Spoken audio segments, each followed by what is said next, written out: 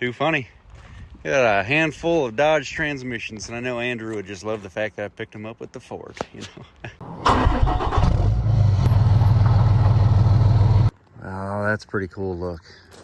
Honestly, the black truck, finally, to match all the black trailers. I thought that was really kind of cool. But, you know, Mechalex loaded up. We're going to light out of here bright and early tomorrow morning. I already dropped off the skid steer today, and we've just been running the gun. I had my son with me all day today, and he's been helping, knocking out other projects. And I'll tell you what, I'm fired up to see this setup. I'm stoked to tow with it every day. And all of you guys that are stoked to watch my videos and see the progression and see what's next come down the chain, I appreciate it. Because, I mean, look at me. I've worked on several other project trucks today that aren't even mine. Hauled machines, picked up transmissions. We've just been running like crazy all day. But tomorrow is just another day. I think the mindset is, yeah, every day you're going to be tired. You know, it's almost dark right now, and got the little ones out here running around with me. It's your mindset.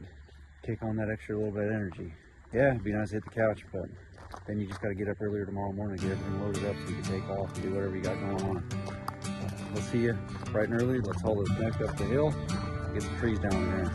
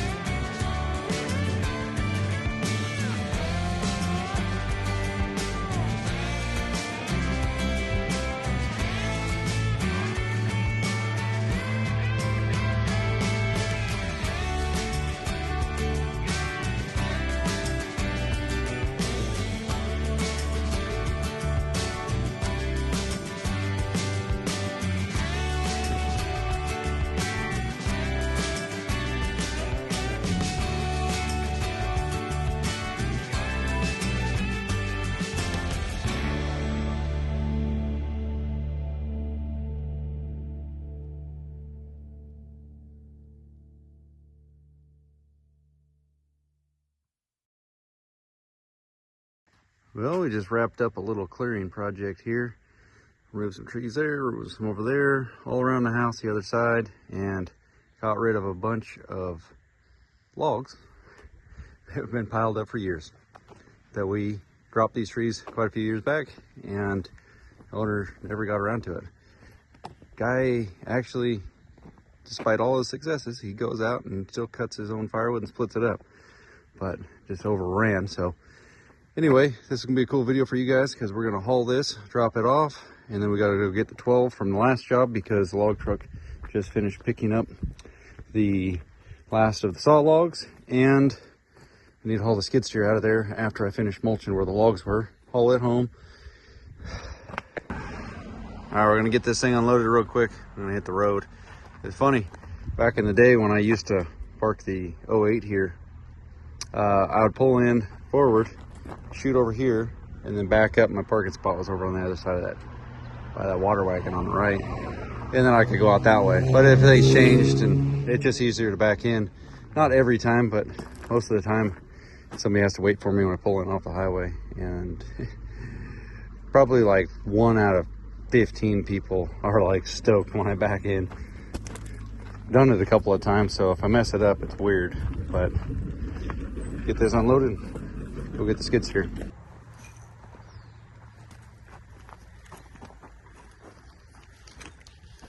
We dubbed this the Rayco trick, blowing out O-rings.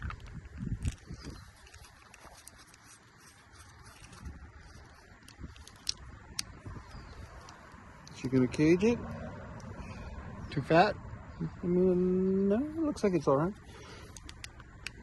That's about how tight it was before, so it looks caged. It's not leaking.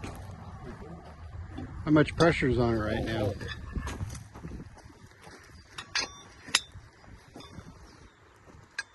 Oh, wait a second. What was this? Our sizing's off. Grab a time. Okay, this right here should be a prime example why people say you should get a semi. Because most of my jobs are situations like this. Yeah, the logging truck got in and out of here, but he can go in and then take his trailer off after he turns around once he's in this job.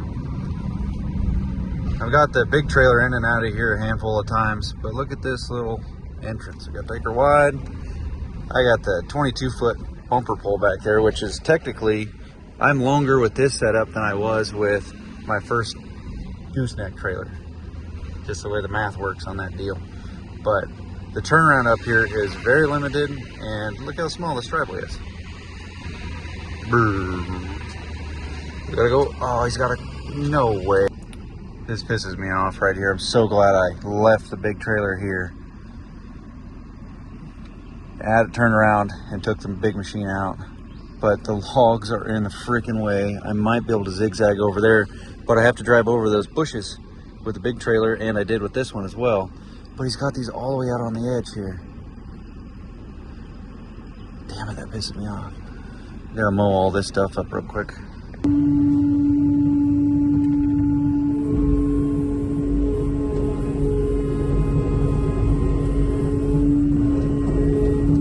If I move a couple of these, I can squeeze by. Couldn't make it. Could not make it. I don't think I can make it a gooseneck, a little one, the way it was.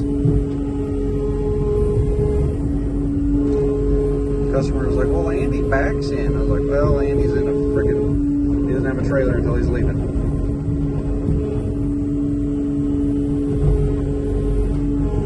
Get out of here. Oh, we gotta go down a little bit.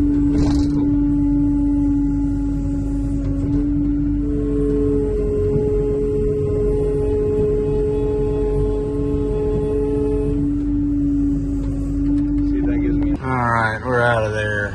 That was a little bit more of an ordeal of a job in general in some situations, but we are out of here. Go drop this off, go back, get rid of the trailer, and then tomorrow morning I'll be ready. Filled up last night, so we're still good on fuel. Whew. Let's see, what do we got to do? We got to turn up the trailer brakes. Just turn them babies up to 4. We got a steep hill coming up. It's already in tow haul since the trailer was hooked up. It remembered. Okay, so that machine's 16, 17, some change, plus the trailer. This is a 7-degree slope. That's what the truck said down there, not a percent. I don't know how to switch that. It says 5 right now, but it's coming up to a 7 down here. I think I hit it a little bit faster than I wanted to. Typically, I don't like to hit something at the speed limit. Rather, drop a hole, take it easier than that. Hit it at what the caution thing says. So I towed the mech down this already with one of the bigger trailers. And, I mean, it did a pretty fair job considering I'm in 3rd gear right now. I could drop one more gear if the truck doesn't deem it worthy. It shouldn't. But it is steep. This isn't the steep bit yet. Oh, sorry, you can't even see the road.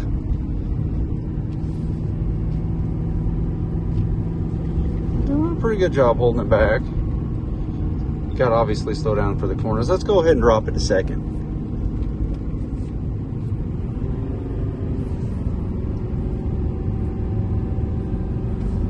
Over that little hump down there, that's where the 7 is. Oh no, we're at 7 right now. Dang, how steep does it get right there? We're at 25 mile an hour in 2nd gear and it's holding it back. That would be 2nd gear, this RPM, in the Dodge would be 30 mile an hour. So we are holding it back at 24 mile an hour. So we're comfortably going slower. I hit the brakes once for that corner because I just don't like shifting the weight that much. Now we're losing speed. Look at that.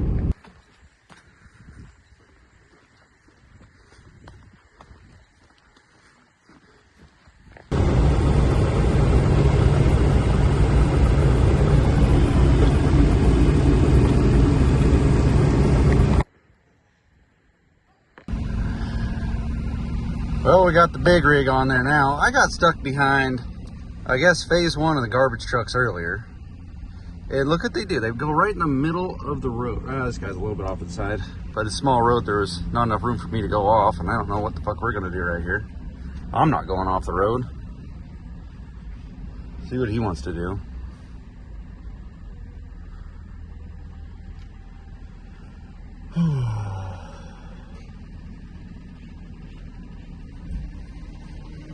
That's close.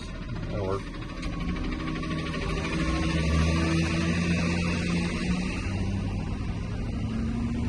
I got a low shoulder on my side.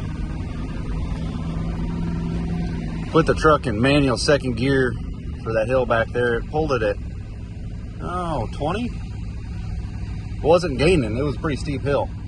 But we got a couple little downhills. I'm just going to leave her in second. And not the tightest corner.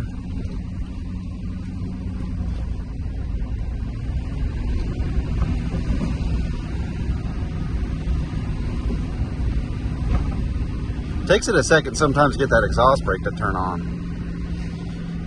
I think it's deciding if it wants to be unlocked or locked. Try to pre-game the hills a little bit more. That's one thing I've definitely learned with Ford is it doesn't want to try and slam and downshift, I guess, and immediately throw the exhaust brake, if that makes sense. Like if you prepare for the hill, if the speed is like a 30 mile an hour road, empty, hit it at 25 at the top like you should, and maintain this composure down the hill. I'm just going to take this one second. It held second down this with my load of logs, which is so much lighter than what I got going on now. But this is a good little hill.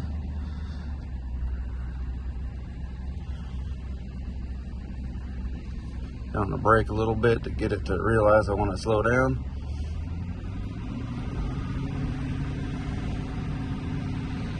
See, no exhaust brake yet. There it is. Sometimes you got to tap that gas. I don't know. 20 mile an hour. Dodge wouldn't be holding that. The gearing's just not there. Stop sign. But it's holding me at 20, and that would be below threshold of lockup being turned on with the Dodge. Trailer brakes doing their job. Look clear. Right. Might crank this up just a little bit. I think I need to run 4.5. When I put that cam sensor on, it wanted me to go to 4.5 instead of 3.5. It's robbed a little bit of my braking power, whatever that's about.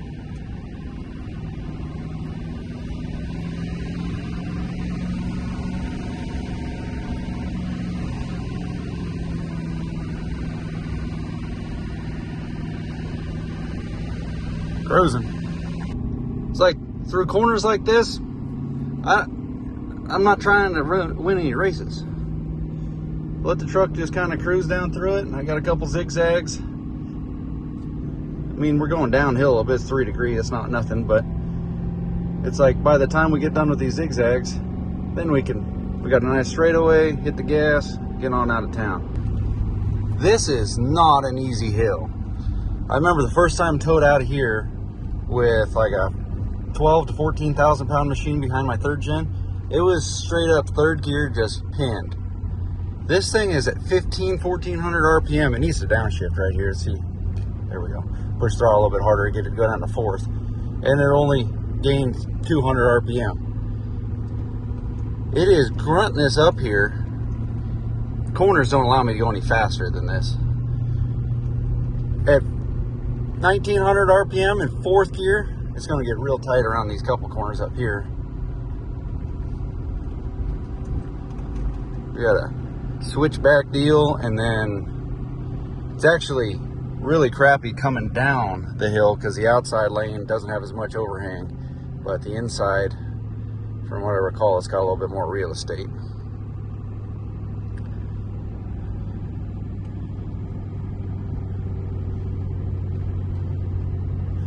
But it's just amazing how it's just dog crawling right up this thing. We're going to have to downshift. Come on, truck.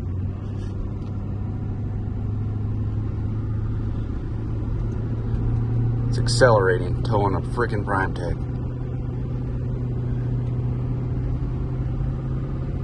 Gaining RPM. Fourth gear. You guys have no idea. No idea how much of a difference pulling these hills with this truck is. It grabbed a gear. So here's the 90-degree corner. This one, the trailer cuts the inside of it when you're coming down the hill, but I got a little bit of real estate for the shoulder. I was honestly like, oh, I could take the other way through the suburb, because that corner right there had me a little bit, you know, like, but it's at 1900 RPM. I don't think we've seen over $2,000. Well, we're stretching it now because my foot's a little bit in it, trying to get some acceleration. 2100. It'd probably hold fourth and pull this hill. Nope, grabbed a gear, but it only went up or down 150 RPM. It's gaining up this hill. This would be straight up second gear wide open at 3,000 RPM in the Dodge. We're in fifth, 2,000. And I guarantee you I still got 3/4 of the pedal I could push down. I don't need to break anything. That is just, it's crazy. Just fucking crazy. Okay, this is gonna be the $1 million question right here. Can the Ford hold back as good as the Dodge? You get 3 to 4 pushes of the brake going down this hill. I'm going to put it in third gear.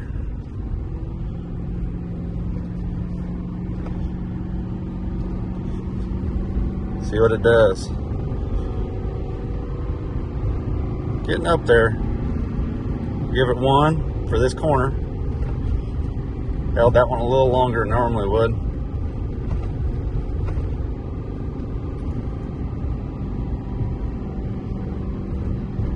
This is definitely not a typical amount of weight that people would haul, especially on a road like this. There's 2.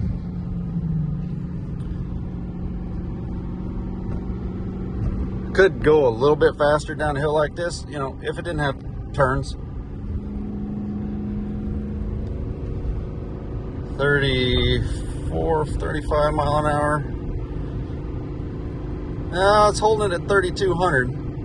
It says 3 degrees. I got to do the math on that to see what the percentage is. I don't know the degrees that well. The percentage is easy. All right, so there's our third push of the brakes. So I might have held the brakes a little bit longer, be honest with you, not holding it back. And then for this corner right here, we got to hit it for a 4th time. So we are in par for what we're doing with a Dodge, with some exceptions. I've been down that hill quite a few times. 3 to 4 times hitting the brake with any of the Dodge trucks coming down that. I would say I could have dropped it 1 more gear too, and it would have done, you know, slower speed from the initial. But 30 to 35 mile an hour, that's about what everything runs down that hill. And I think it did pretty good. Definitely pushed a little bit harder, but you know, this is a lot of weight. I'm not going to argue that the fact that the Power Stroke doesn't quite have the engine brake that the Cummins does. We know that. It's been that way for a while. I need to trim some of these bushes. It's a little bit tight coming in this round. But 3 or 4 stabs with the brake coming down that hill, we're okay with that. We're okay. Drank some fuel doing those big hills. I'll tell you that much. Even at the low RPM, it drank some fuel. I don't know what the round trip was, but it took 100 miles off of my till empty gauge. Thought about grabbing the 3500, but now I don't want to. I don't got that much time right now. We got stuff to do. We got places to be later on. So Ford's already hooked up. We're just gonna take off. Go grab the Megalec. Oh yeah, look at that. The chain rack game is just so much more efficient. I need to build or order a box for that. I wonder if I can talk to Jacob, see if I can get one of these. That would be perfect, wouldn't it? Just get another one of those. I wonder. That'd be way better, wouldn't it? I'm gonna have to ask him. Yeah, here for the bad boy. Yeah, make it let go. Get that tail down. One of these buttons here. Diamond C normally puts the little box on the side down there for the pump. And these 30 footers, the lead is just long enough to bring it all the way up here. Yeah, that's so much nicer because then you can just come up here, hide out under the neck in the shade.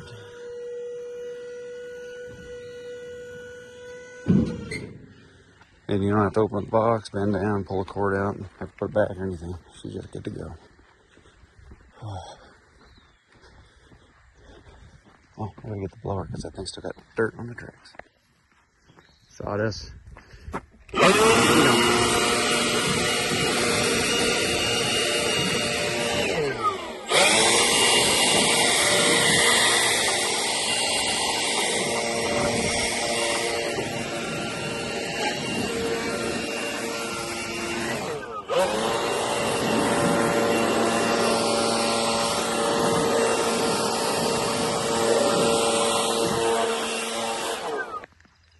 I've cleaned stuff out for like 20-30 minutes.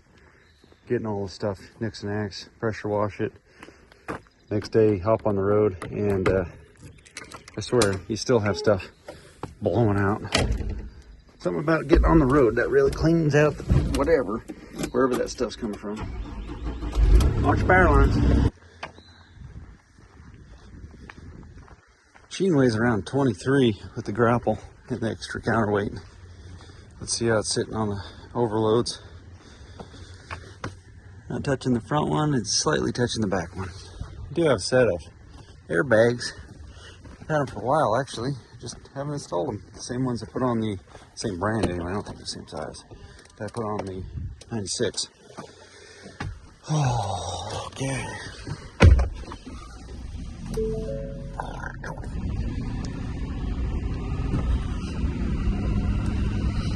Oh, I went to third. I don't think we're gonna do third, buddy. Fourth? You crazy. Come on, downshift one more time. Unlock second or third.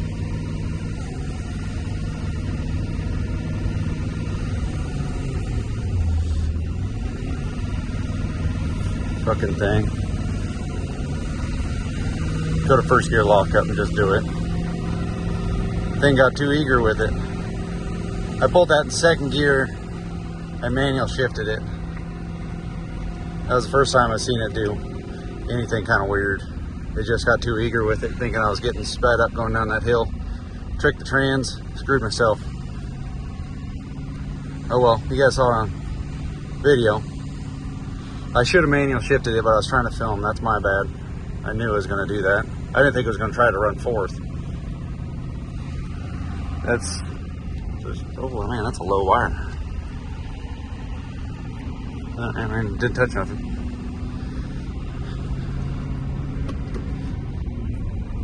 That was the first over eager thing is done right there. But, you know, it doesn't know the ups and downs before we get to them like my eyes do. I should have read the terrain a little better. Oh boy. That right there is exactly what the Dodge would do all the time. It would try to get second or third, overachieve it, get third, bog down, lose momentum, go back down to second, then just didn't have enough power by the end of it. and then pretty soon you're unlock second, which you might as well just unlock first. And that's exactly what we had to do. We had to go to first in this, but since we got lockup, it just motored the hill. It wasn't that big a deal. I'm gonna put it in second gear manual mode right here. Let it run the exhaust brake.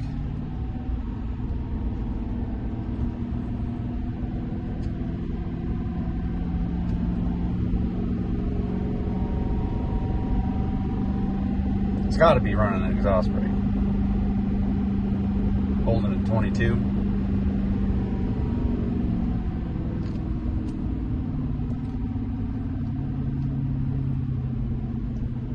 Not worthy of going to second gear. I mean first. Let this little car go.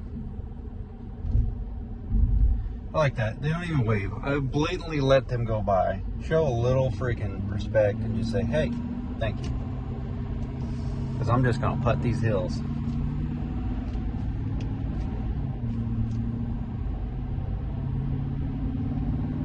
There's the exhaust brake, second gear.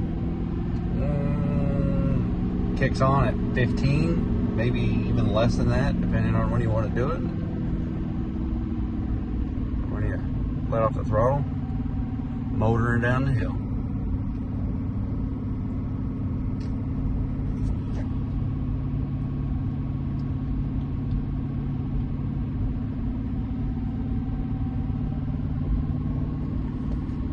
Now we gotta hit the brakes. You know why?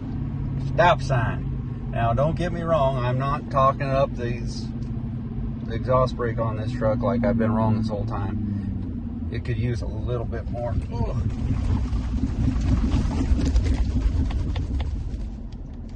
What the hell? I don't know what that was about. Getting all kinds of shit going. I have the trailer brakes quite up enough. It seems like you got to push the pedal down just a little bit further to get the real reaction out of the trailer brakes, which I don't know. The electric over hydraulic, I've had pretty good luck with those in the past, but I don't know if the settings on the Ford's a little bit different or what the deal is. But you guys are literally seeing the first couple episodes of, I mean, I just wanted to run the truck for a little while on my own to learn it, and honestly, you still got to manual shift it, mainly because these hills are just unpredictable for the truck. You know, basically, you know, if you need to hit it in second gear and hold second the whole hill, just do it from the beginning. Don't try to hit it in third, fourth, or whatever it just did. And if you need to manual override the brakes a little bit, shouldn't be filming. So we're going to get on back to the house. It went back down a second. It was getting real hardcore with this slight downhill. It said, we don't want any more of that crap back there. We're going to make sure we're in a lower gear. Let's motor some hills and get on back. Call it a day. So from that job we did yesterday where I picked the 12 up, I dropped the mech off with the older F-Max trailer, the 212, and I repositioned it. I had it a little bit too far back, and it was doing the huck and buck like this thing's kind of doing right now. I just put the mech in. Thought I had it in a dialed spot, but I think I need just a little bit. Oh, that guy's hauling the mail. Holy crap, garbage truck. Anyway, I'm getting this weird huck and buck thing, and these F-Max 30 footers, if you don't get the load just right, it battles you. It'll give you, see a little huck and buck in my head. It's pretty mellow right now, but that's what it was doing coming up that stop sign. It just got a weird little harmonic rhythm thing going with the trailer, and it was working the truck over a little bit. So I guess I just need to move the machine just a little bit farther forward, get that airbag planted a little better, or the overload planted just a little bit more, and see how that does, because it's definitely giving me a huck and buck. I'm not too caring for. Airbags clean that up a lot, but so will load placement. So here's our little granny hills. We're gonna nurse those and then pick up my feet. No, it's not. I got all kinds of other stuff to do. I got a dirt project at the house. I got the 080. I'm clearing a little spot for the boneyard. Just need to reorganize that, and I got somebody coming by to pick up something off Marketplace. It's a manual third gear to this hill.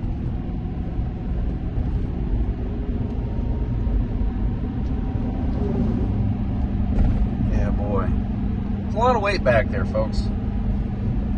It's hard to justify a semi when I don't haul very often, especially with the prices of semis and the just the hassle of trying to get commercial insurance. Not even the fact that it not being affordable, but just that fact. It's a pain in the butt. Jump through a lot of hoops for that. All right.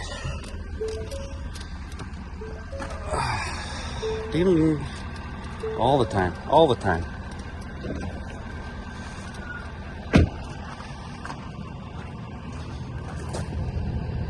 Yeah, see, I think just get on the overload and it's almost acting like a trampoline or something, just being on that one perch. Let's look at here, because I never really was an airbag kind of a fan, but when I was dealing with pack brake back in the day, I put a set of pack brakes on this truck and made that was a world of difference. I didn't think it would. And when I got my first Diamond C trailer, it was for the 08, and it's 5,500. And I never thought I needed airbags for 5,500. I thought it was just to make it, look better. But let me tell you what, boys, that helps the ride quality so much.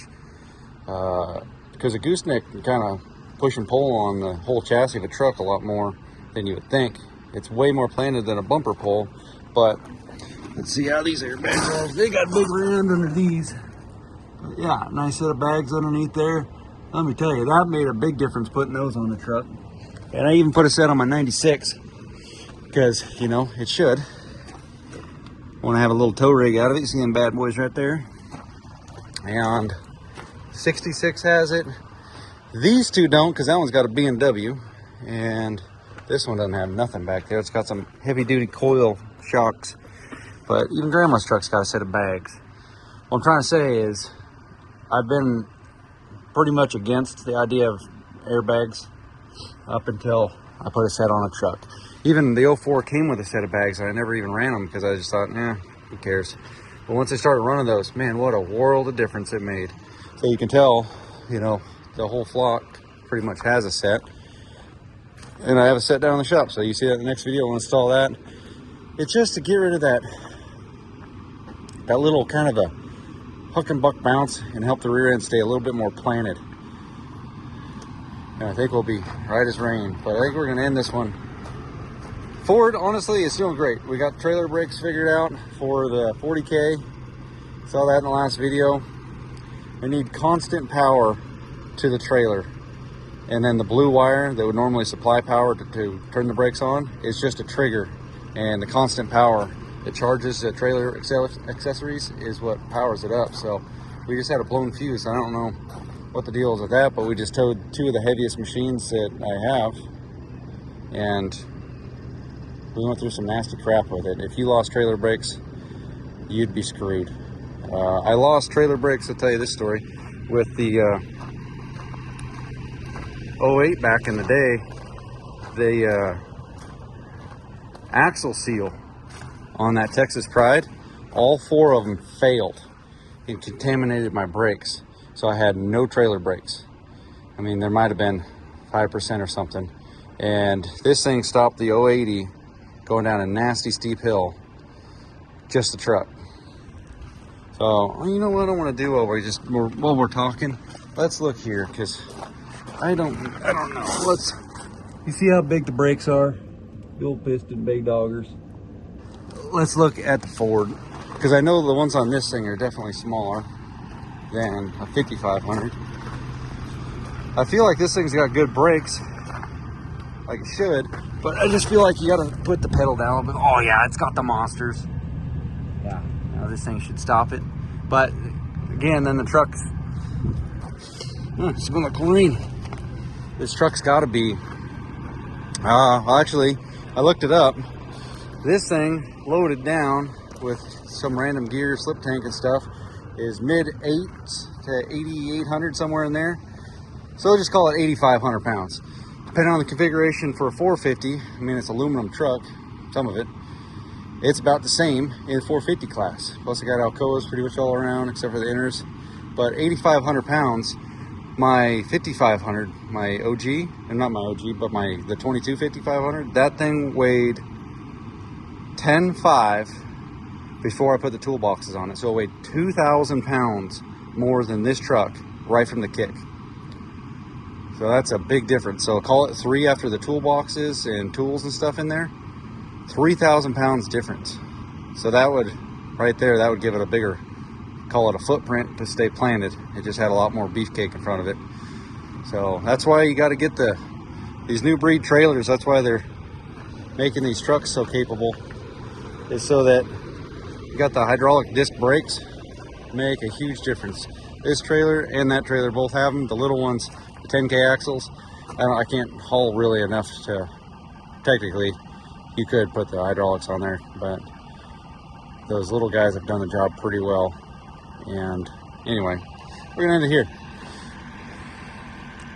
in action with the 40K. And I raised up or dropped it down once so I could get this thing leveled out. I guess we'll look at that. Let's just keep talking. We're just going over the whole segment right now. You gotta look, make sure your equalizer is level. And it trailer's doing a slight wheelie, but that's okay. Give it some room for the truck to squat. Anyway, hope you guys enjoyed this video. I had a series of towing stuff that was lined up for the truck, and I just wanted to showcase that for you guys. Not every day is like this. I think maybe next week I'm gonna haul one rig, maybe. Yeah, if everything goes to plan, it doesn't rain, I'm gonna haul one rig, and then be working the shop for another couple weeks or something. You never know. See ya. All right, bonus content. If you made it this far in the video, you got to tell your wife that she owes you $1. But this is what I got working here at the house. I need some topsoil for up backyard so the kids can have a back lawn area. The stuff I put up there was like this DG stuff, and it wasn't growing grass for crap. But in the process of making a pad down here for the boneyard, that's the thing I need to measure for the guy that's coming to get it. Looks like I got bent on it. Oh, anyway. I started knocking out a little pad down here, found some good topsoil, and yeah, so this, I think I'm doing a shop pad hopefully next week with this bad boy, but I got it all opened up because there was a freaking mouse in here. So I got cat and I got all kinds of stuff. I got scented candles in here for them, you know, so they get scared off. Oh, look at this big guy. Look at that big guy. Anyway, tell your wife she owes you $1.